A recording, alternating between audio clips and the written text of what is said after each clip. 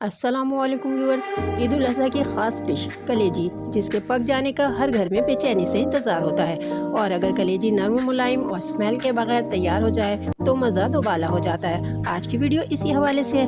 करना आपने यह है कि कलेजी के चौकोर टुकड़े काट कर इससे सिरका मिला पानी में 5 मिनट तक रख दें। फिर इसे अच्छी तरह वॉश करके किसी छन्ने में रखें ताकि इसका सारा पानी ड्रेन हो जाए। इसके बाद पकाना शुरू करें। याद रहे कि नमक आपको पहले शामिल नहीं करना, बल्कि कलेजी की भुनाई कर लें, फिर इसमें नमक डालें और 3 से 4 मिनट दम पर रखकर उतार लें। इस तरह कलेजी नरम मुलायम बनेगी और इससे स्मेल भी नहीं आएगी। अगर वीडियो पसंद आए तो मेरे चैनल को सब्सक्राइब कर दें और लाइक और शेयर कर दें। जज़ाकल्लाह।